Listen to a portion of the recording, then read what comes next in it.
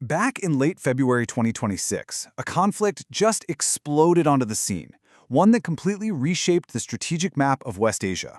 It was codenamed Operation Epic Fury, a really fast-moving, incredibly high-stakes war between a U.S. Israeli coalition on one side and Iran on the other. So today, we're going to unpack those chaotic first 2 weeks, from the initial shock of the first strikes all the way to the global fallout.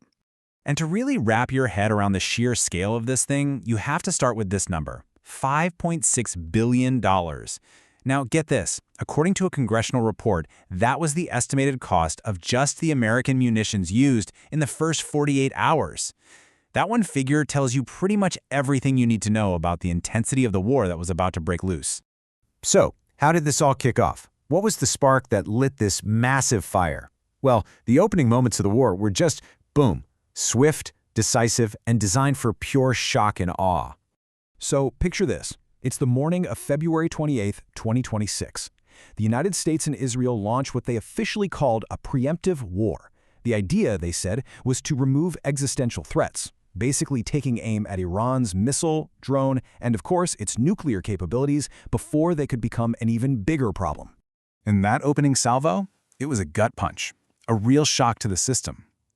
The very first attacks included what's known as a decapitation strike, a targeted hit aimed at taking out the leadership, and it worked. Iran's supreme leader Ali Khamenei was killed, along with other senior officials. At the exact same time, you had over 200 aircraft dropping more than 550 bombs on key targets, while massive cyber attacks literally knocked the entire country's internet offline.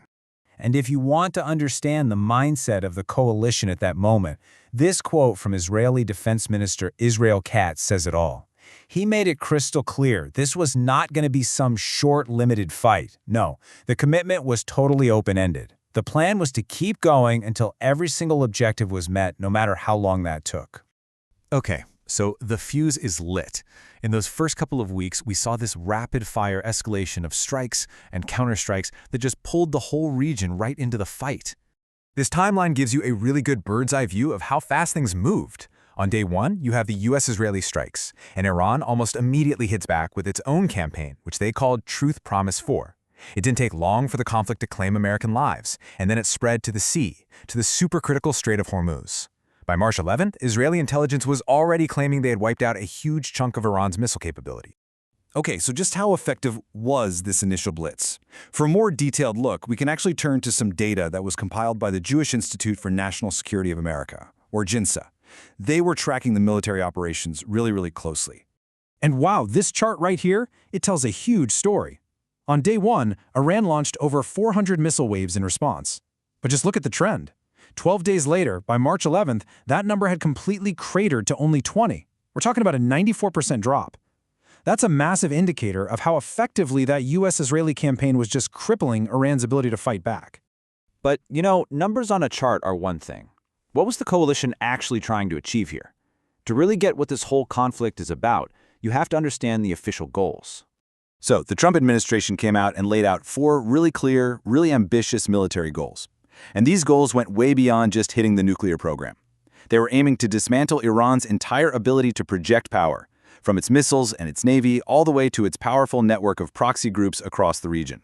And then there was this. Beyond the military stuff, you had this incredibly powerful political message. President Trump spoke directly to the Iranian people and basically said, hey, when we're done here, it's on you to take over your government. So this is so important to understand. This was a war with both military and political aims. So you've got this two-pronged attack, right? Military destruction on one hand, and this call for political change on the other. And that brings us to the huge debate at the heart of all this. Was this a brilliant, calculated success, or was it just a reckless, dangerous gamble? Which, of course, leads everyone to ask the big question, the one analysts were fighting over just 2 weeks in. Was any of this actually working?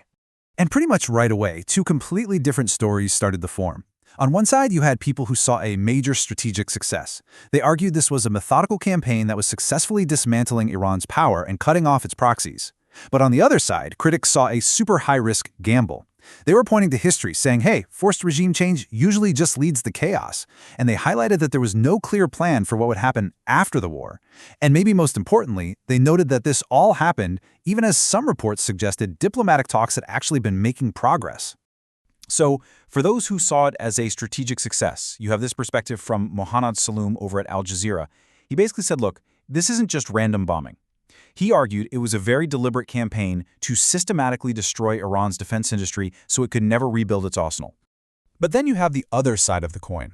This warning, coming from the Doha Institute's Unit for Political Studies, paints a much, much darker picture.